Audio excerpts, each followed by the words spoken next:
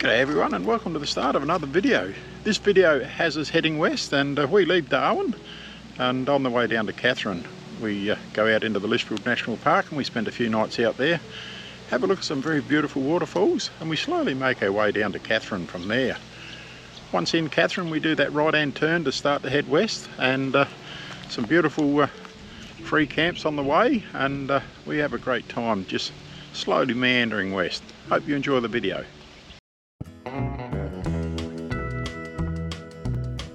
I'm Mick and this is Sally.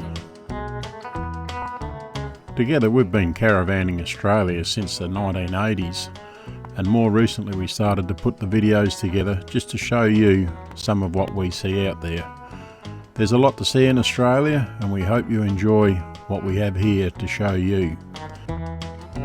Joining us on the big lap with their own van are our good friends Michael and Janice. You can follow us on our trips via the following social media platforms.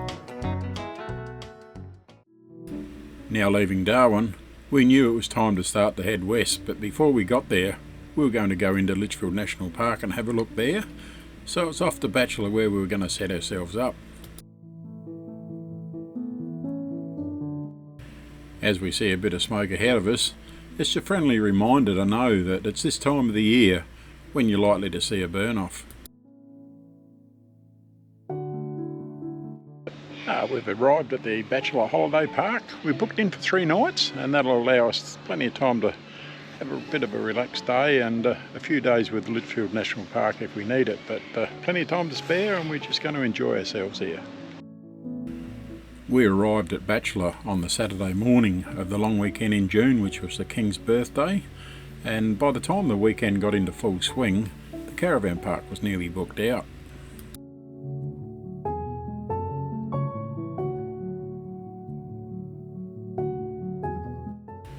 Each morning at 7:30 AM the birds are fed here, and here's the corrallers now, they're waiting to be fed, and each afternoon at 5:30 the same procedure is done again. The lorikeets here, they're up in the tree now waiting to come down, just checking that make sure that the area is safe to come, and once the first one does land down there on the plate of food, the rest soon follow.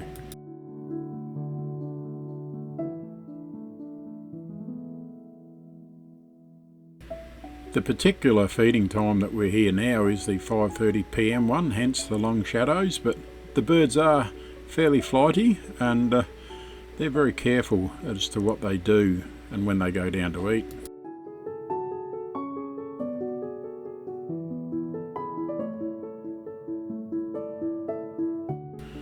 It was bright and early the following day that we headed off into the national park, and the first waterfall that we did call into was Florence Falls.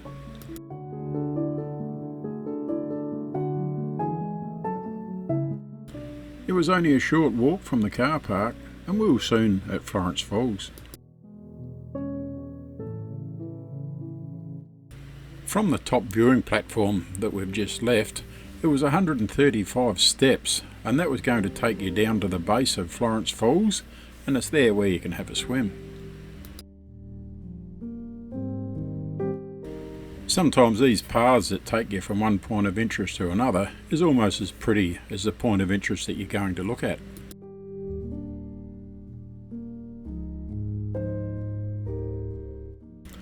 It's early in the morning and a big number of people here ready to go for a swim, and we got a fella over here on the side of the cliff, if you have a look at the red arrow, and he's jumping off down into the water.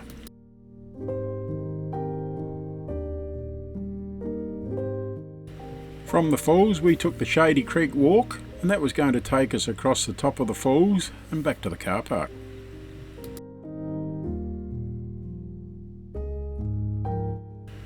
Even though it was a lot further than the 135 steps that we came down to get back to the car park, this one does offer some great scenery and views, and as well as that, much easier on the legs, not having to go back up those stairs.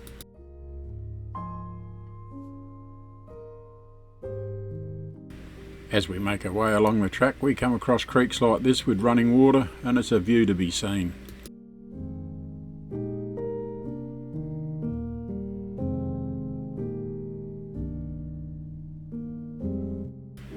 Our next destination was going to be Bewley Rockhole, and this one here has got a many number of these shelter sheds here, and tables and chairs, everything that you'd want for the family picnic.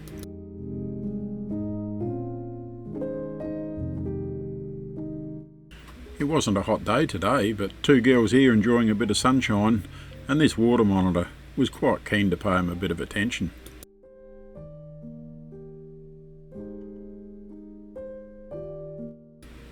We were a little bit surprised by the number of people here swimming, and perhaps that might be a reflection of the long weekend.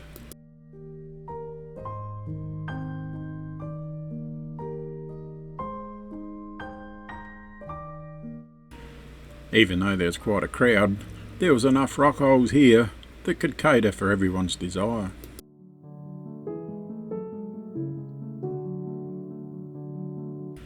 We didn't go for a swim here today, but with my line of thought, where there's moving water, there's got to be cold water.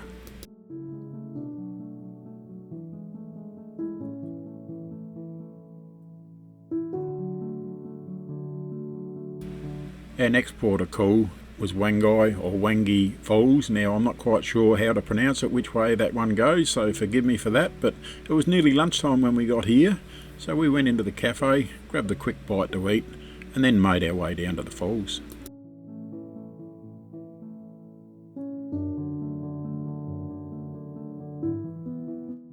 As we made our way towards the falls, we came across another water monitor, and it didn't seem concerned at all by the number of people that were here.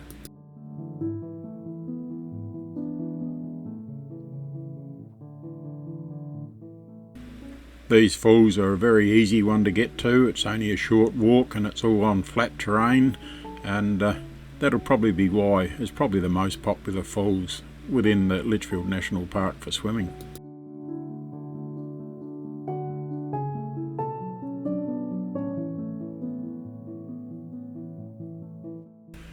There is a walking platform, and that will take you around to another viewing area here as we come up to it now, and that gives you a more open scenic view of the waterfall, and from there you can continue on and go to a treetop walk.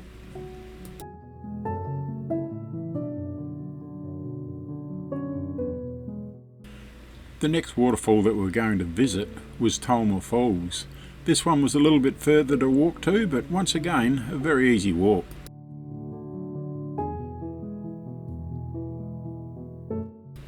There are two viewing platforms here, and we are currently on the top one, and as we look here, that's the lower one, and it's very shortly we'll make our way down there.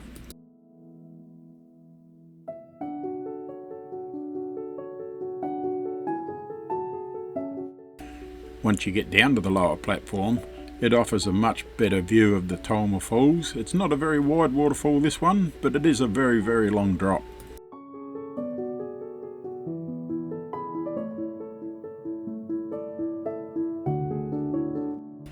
It was now getting on to nearly the middle of the afternoon when we were here, and it's probably the better time to visit this one because with the sun shining there on all the rock face, it was a pretty sight to see.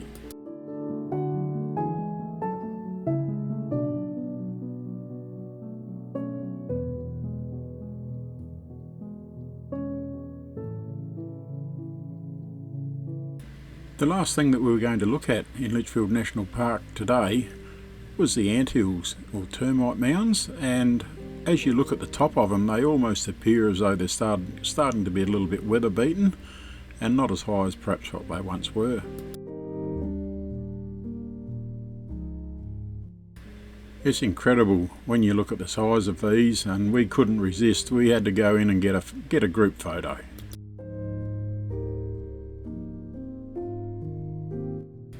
We're now going the other way across the car park and out to the viewing area. You can see all these anthills or termite mounds that are built and face all in the same direction, but a little bit disappointing, a lot of overgrown grass, and that really detracted from the sight that we hoped to see.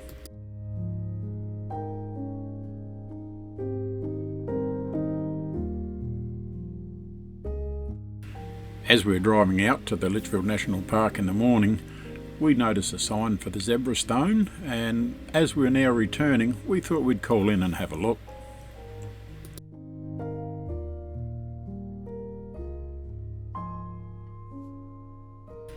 This business was actually set up during the COVID period here in Australia, and to listen to the lady of the day, she explained how it was done and what they do there, and it's amazing some of the pieces that can be created from this zebra rock.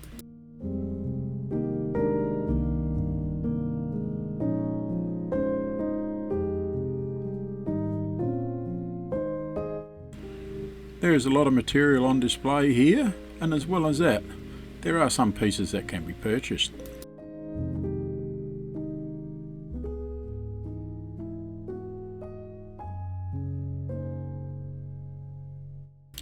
When you look at the stone and follow all the coloured lines here, you think that perhaps it's man-made, but no, it's the way that nature has created it.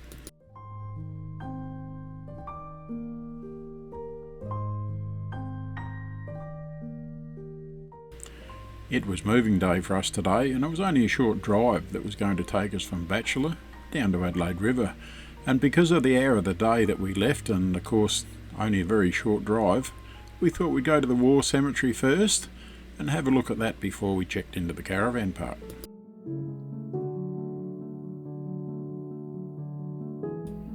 During the Second World War, Adelaide River was the headquarters of a large base, and the Adelaide River War Cemetery was created especially for the burial of servicemen and servicewomen who died in that part of Australia. After the war, the Army Graves Service moved graves from civil cemeteries, isolated sites and temporary military burial grounds into the Adelaide River War Cemetery. There are 434 burials at this cemetery, and if ever anyone goes up this way and got the opportunity to visit it, it is a very humble place to visit. From the War Cemetery, it's only a very short drive back to the Caravan Park, and we're soon there and checking in and making our way down to our site.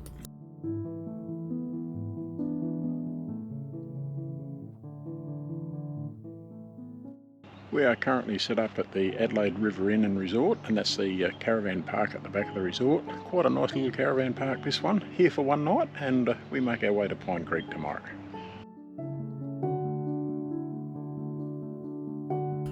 Only a very small caravan park, this one, but it's one with a bit of a different sort of thing. You've got these sites here, they're all divided off with the palm trees and very green, and one that I've seen every week when I was driving past in the truck, and I thought to myself and always said that if ever I get the opportunity went up here with the caravan, I'd make sure I spend at least one night here.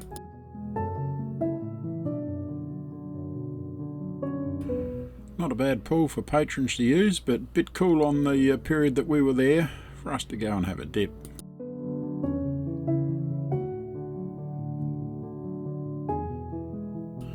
The tavern that's located between the service station and the caravan park is well set up. It's got bar facilities and also offers meals.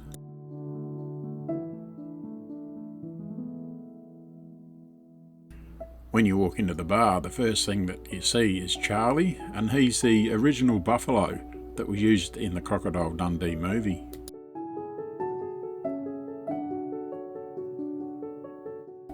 The following morning we're on the move again, and this time heading for Pine Creek, and it was at Pine Creek that we're going to stay at the Lazy Lizard, and that was owned by the same people that own the Bark Hut Inn, and we stayed there before and quite enjoyed it, so we thought we'd give this one a trial.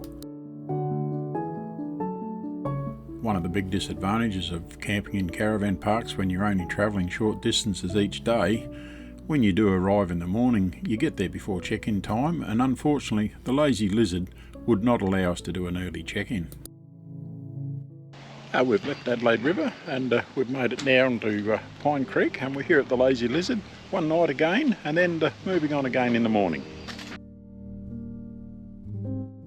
Bit of a worry when we first pulled up here. We were in the corner, which was okay by us. We didn't have any trees above our head, but everywhere around us that did have trees, there were bats up there, and it was a little bit of a concern as to whether they were going to make a mess, but I don't believe they did. And most of the grounds within the caravan park were well grassed.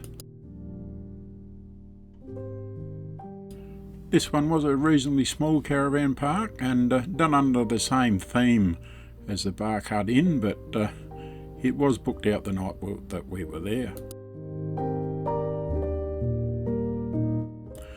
We thoroughly enjoyed our time at the Bark Hut Inn, but for some reason the Lazy Lizard just didn't have the same vibe as what the Bark Hut Inn did.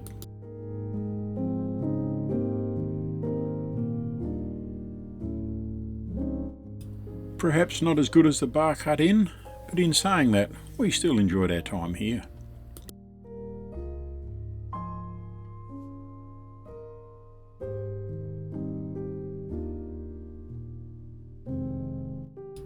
Sometimes you see something and you think, yeah, I'll have a go at that, and it was the railway resort here that we saw back in 2016, and we thought next time we're up this way we're going to have a meal there, but unfortunately for us they're struggling to get a chef, and at the time that we were there on this visit it was closed, and they had employed a chef, but he wasn't starting, or she, whichever it is, wasn't starting until sometime after we left.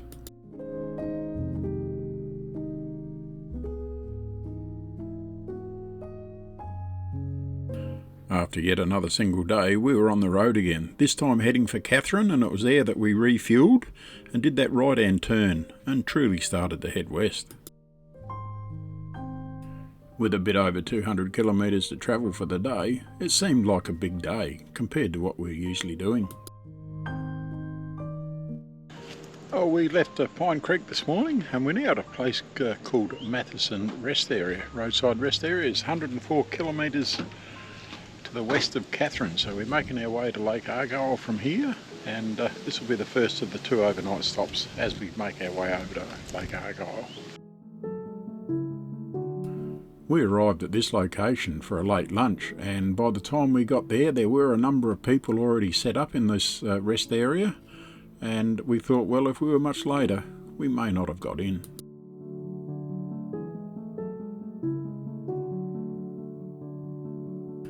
Early afternoon when I had the drone up here, and as you can see there are a few vacancies still there, but by early morning there was not one vacant spot there that anyone could have slotted into.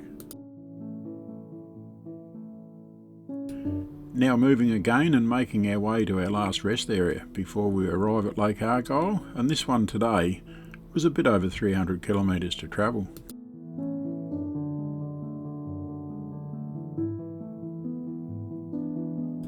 The scenery was forever changing on today's travels, and one moment we were in some hills and then it turned flat and then it came back to some hills again, but we were in for some very pretty scenery.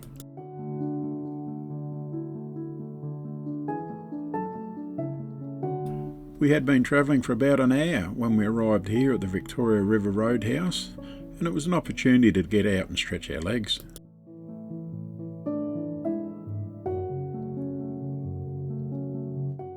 For those that wish to, there is a caravan park behind the roadhouse here that you can camp overnight. Inside the roadhouse, the traveller should be able to find all the basic needs that they so desire.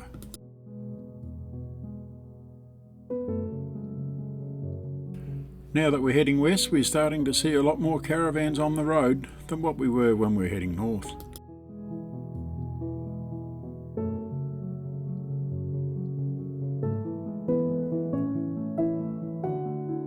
The red rock of the escarpments in this area certainly makes for a very pretty view and a great drive.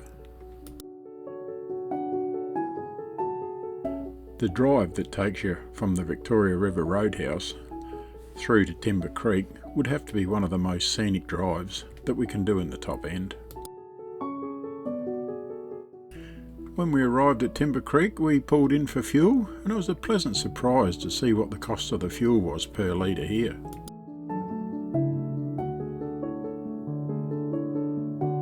It wasn't very far west of Timber Creek that you can pull up here in the parking area and walk out onto the Bradshaw Bridge, and from there you can get a great view of the Victoria River. I do not know, but I would assume that there would be some man-eating crocodiles in this river, and any waterway up in the top end that I don't know anything about, I treat with the greatest deal of respect and keep away from. We're travelling well over 3 hours today, and it was great travelling conditions, and it didn't seem that long, but we were soon pulling in here to the next campground.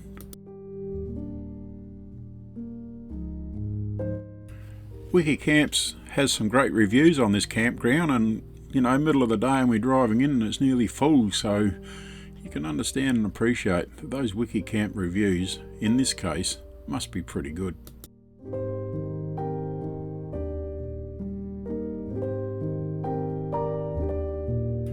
Since leaving Darwin, we've been able to enjoy some great weather, and once we got our caravan set up, it was time to sit back and enjoy some of the great weather.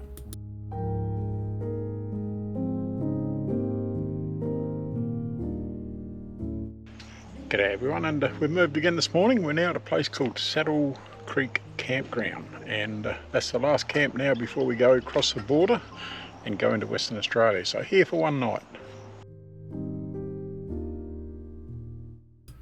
Arriving during the early part of the afternoon, it was almost lunchtime when we got here, and when we're travelling with two caravans, sometimes you got to be careful that you don't get into these locations too late and not be able to get two spots, but we were lucky on this occasion. But very surprising how quickly this one did fill up, and it was well before evening and there was not one spare park left.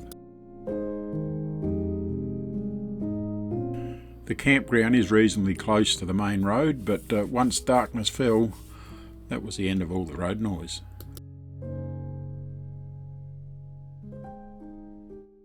With the escarpment up behind the campground, I was hoping for a beautiful sunset tonight and see those rocks turn red, but they're more of a whitish orangey colour, but not bad at all.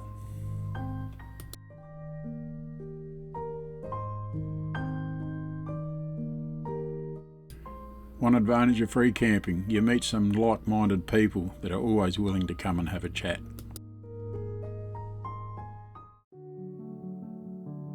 Well, we'll end this video here, and hope you enjoy what we've shown you. On the next one, we'll actually be going into Western Australia, and that'll be the start of the Western Australian run. So until that video goes up, you take care and look after yourself.